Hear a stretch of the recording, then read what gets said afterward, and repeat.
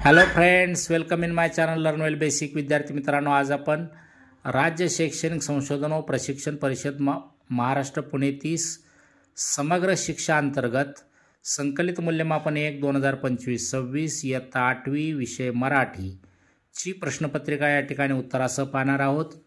अर्थात दिनांक 10 ऑक्टोबर 2025 रोजी घेण्यात आलेली इयत्ता 8वी मराठी विषयाची संकलित मूल्यमापन 1 ची प्रश्नपत्रिका या ठिकाणी आपण उत्तरासह पाहतोय.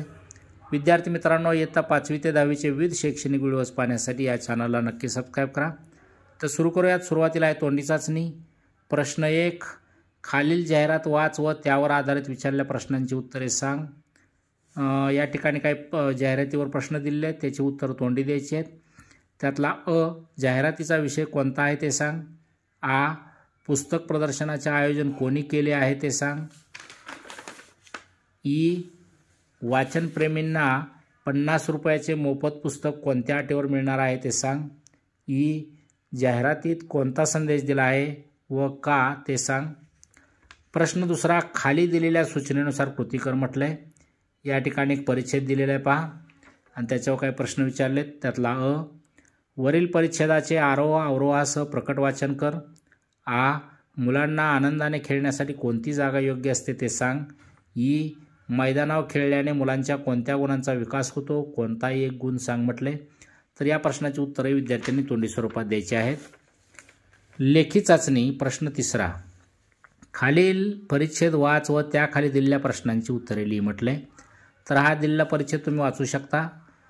लिओनार्दो दा विंची वर हा परिच्छेद आहे. याखाली दिलेल्या प्रश्नांची उत्तरे पाहू. चौकट पूर्ण कर. डोंगरदऱ्यातून मनसोक्त भटकणारा. तर उत्तर येईल लिओनार्दो दा विंची. खालील घटनेचा परिणाम लिही म्हटले. घटना दिले लिओनार्दो निसर्गात राहिला. तर याचा परिणाम आपल्याला लिहिता येईल. लिओनार्दो निसर्गात राहिल्याचा परिणाम असा झाला की त्याला चित्रकला, पक्षी, प्राणी, गणित, विज्ञान आणि एकूणच निसर्ग याबद्दल कुतूहल वाटायचं. लिओनार्दोच्या कलेला त्याच्या वडिलांचा नकार होत नव्हता हे उतार्यातील कोणत्या वाक्यातून स्पष्ट होते ते वाक्य लिही म्हटले. तर त्याचे वडील कशाला चित्र काढतोस असं म्हणून कधीही रागावले नाहीत. का ते लिही.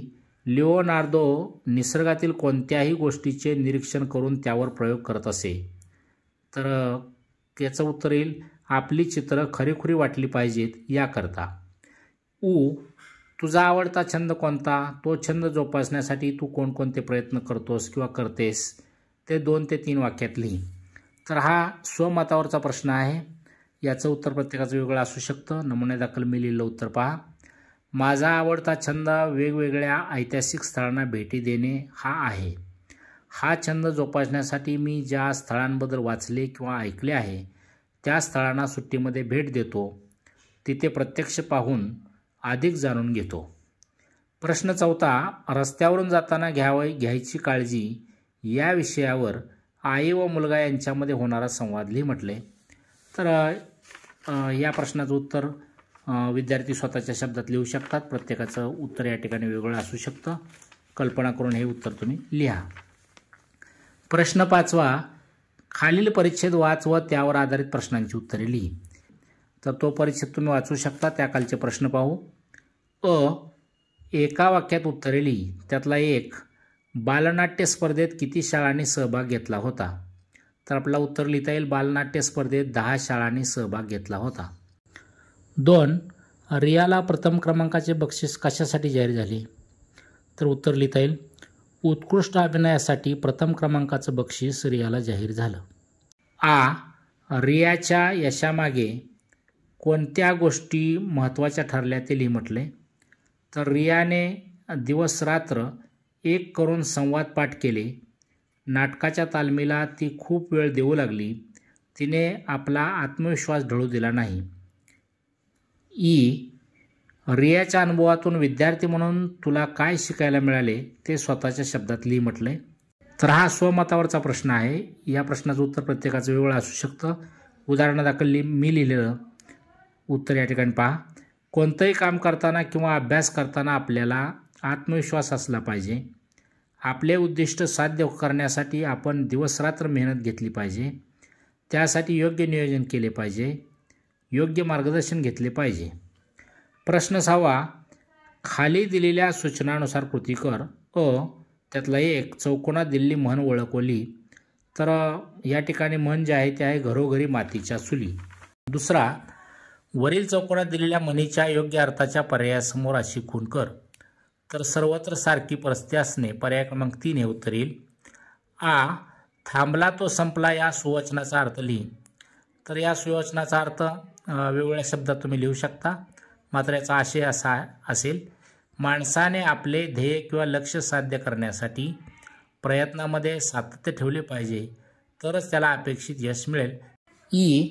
कानात प्राण आणून ऐकणे या वाक्प्रचाराचा अचूक अर्थ ओळख व योग्य पर्यायाला गोल कर म्हटले.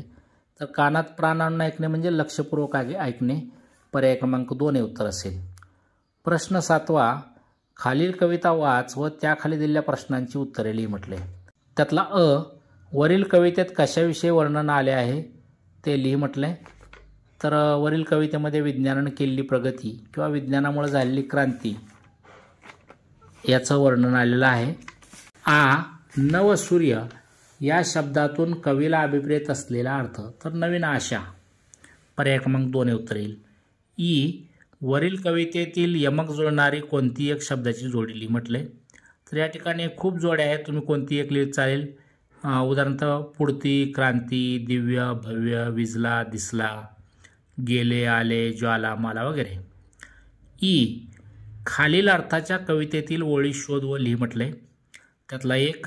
प्रतिकूल परिस्थितीवर मात करून शून्यातून नवीन जग निर्माण करण्याची जिद्द आमच्यात आली आहे. तर या अर्थाची ओळ आलेली आहे कवितेमध्ये. शून्यामधूनही विश्व उभारू जिद्द असे भव्य. 2. नवचैतन्य मनामनात स्फुरण पावल्यामुळे सगळी दुर्बलता नाहीशी झाली आहे. या अर्थाची ओळ आलेली आहे. नवी चेतना अंतरी स्फुरली, दुबळेपण गेले. विज्ञानाच्या प्रगतीमुळे आपल्या जीवनात झालेले सकारात्मक बदल याविषयी 3 ते 4 वाक्य लिही म्हटले. तर विज्ञानाच्या प्रगतीमुळे अनेक शोध लागले, कमी वेळेत जास्त काम शक्य झाले, काही सेकंदात जगातील माहिती मिळू लागली, कृषी, वैद्यक, उद्योग आदी क्षेत्रातील संशोधनामुळे माणसाचे जीवन अधिक सुखकारक झाले, माणसाचे कष्ट कमी झाले, असं मी उत्तर या ठिकाणी लिहिलेलं आहे. हा स्वमतावरचा प्रश्न आहे, तुम्ही याचं उत्तर अजून वेगळ्या पद्धतीने लिहू शकता. प्रश्न 8. निसर्ग आपला खरा मित्र या विषयावर खाली दिलेल्या मुद्द्याच्या आधारे 8 ते 10 वाक्यात निबंध लिही म्हटले. तर इथं मुद्दे दिलेले आहेत. निसर्गाचे महत्त्व, आनंद, शुद्ध हवा, आरोग्यदायी वातावरण, रक्षण, आपली जबाबदारी, संदेश. तर या प्रश्नाचं उत्तर तुम्ही स्वतःच्या शब्दात लिहू शकता. प्रश्न 9. तुमच्या शाळेमध्ये उन्हाळी सुट्टीत हस्ताक्षर सुंदर करूया हे 10 दिवसाचे शिबिर आयोजित केले आहे. त्यात तुम्हाला सहभागी करून घेण्याची विनंती करणारे पत्र वर्ग शिक्षकांना लिही म्हटले. तर या प्रश्नाचं उत्तरही प्रत्येकाचं वेगळं असू शकतं. तुम्ही तुमच्या स्वतःच्या शब्दात याचं उत्तर लिहू शकता. प्रश्न 10. खाली दिलेल्या मुद्द्यांच्या आधारे कथा लिही व योग्य शीर्षक दे. या ठिकाणी 2 मित्र, जंगलातून प्रवास, अचानक अस्वल समोर येणे, पहिला मित्र पटकन झाडावर चढणे, दुसरा मित्र झाडावर चढण्यास असमर्थ, जमिनीवर पडून राहणे, अस्वलाचे त्यास हुंगणे, निघून जाणे, झाडावरचा मित्र खाली येणे, अस्वलाच्या बोलण्याबाबत विचारणे, मित्राने उत्तर देणे. या अर्थाची इयत्ता 7वी इंग्लिशच्या पुस्तकामध्ये the 2 friends and the bear नावाची कथा आलेली आहे. तर ही कथा तुम्ही स्वतःच्या शब्दामध्ये लिहू शकता. प्रश्न 11. दिलेल्या सूचनेनुसार खालील कृती सोडव म्हटले. त्यातला खालील वाक्यातील प्रयोग ओळख व लिही. सई पुस्तक वाचते. तर याचं उत्तर आपण कर्तरी प्रयोग किंवा सकर्म कर्तरी प्रयोग असं लिहू शकतो. दुसरा, त्याने बैलाला बांधले हा भावे प्रयोग आहे. अधोरेखित शब्दाचे सामान्य रूप ओळख व लिही म्हटले. सायलीने प्राण्यांशी मैत्री केली. तर याचं सामान्य रूप जे आहे प्राण्यांशीचं सामान्य रूप प्राण्यान, न्यावरानुसार. खालील वाक्यातील अधोरेखित शब्दाची विभक्ती ओळख व लिही म्हटले. संगीताचे वाद्य वाजू लागले. तर संगीताचे विभक्तीचं नाव आहे षष्ठी. खालील तक्ता पूर्ण कर. देव अधिक आलय, संधी विग्रह होईल देवालय. त्यानंतर झोप आधी काळू झोपाळू. तेव्हा विद्यार्थी मित्रांनो, इयत्ता 5वी ते 10वीचे असे विविध शैक्षणिक व्हिडिओज पाहण्यासाठी या चॅनलला नक्की सबस्क्राईब करा. धन्यवाद.